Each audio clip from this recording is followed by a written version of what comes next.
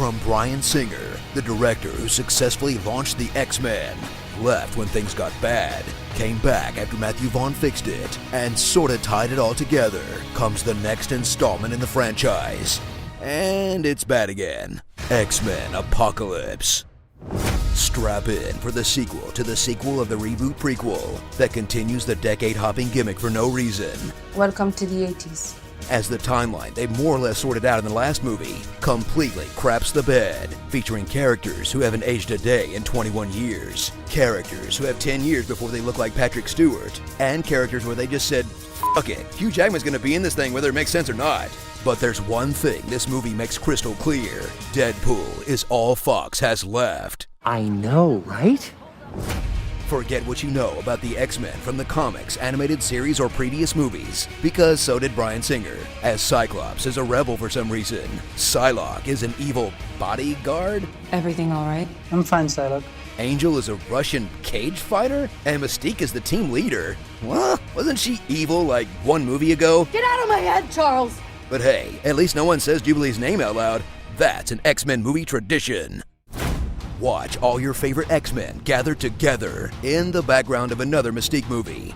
You're her. The villain who was proud of her blue skin is back, and now her character is the exact opposite, because Jennifer Lawrence is super famous and she's really tired of sitting in makeup for hours on end. You. Not blue? But she's not the only blue mutant with better things to do.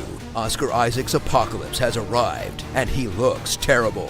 Thrill at his plan to become immortal by using the plot of the movie Cocoon, while gathering the 4 strongest mutants of his age, or just whoever he happens to bump into, as he unleashes his powers of learning.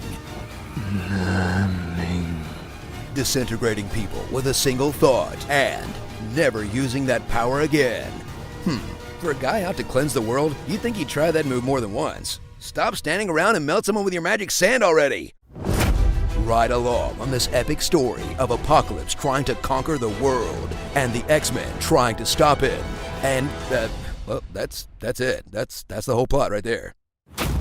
So if you love the X-Men movies, get ready, because this one is going through all the obligatory motions, with another Wolverine origin, another Quicksilver sequence, another aborted Phoenix saga, and the old standby, Charles and Eric being friends, becoming enemies, and becoming friends again. What do you do when you wake up to that? When you wake up to that? I feel a great swell of pity for the poor soul who comes to that school looking for trouble. Charles, your buddy there killed like millions of people this time. Maybe pick a new frenemy? Starring Ross and Rachel, Slumber Games, Blue on Blue Violence, All Filler No Thriller, the opera singer from The Fifth Element, Kid Vid, Sansa Storyline, Negasonic Teenage Dickhead, featured extras, and it's getting Old Man Logan. X-Men Genesis. Well, at least we can all agree the third one's always the worst. Congratulations, you played yourself. Be sure to subscribe for more honest trailers. I have a pen. I have an apple. Oh, Apple Pen. Orange Gorilla Slippers. How can I teach these kids?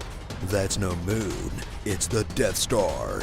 Put queso in my face-o.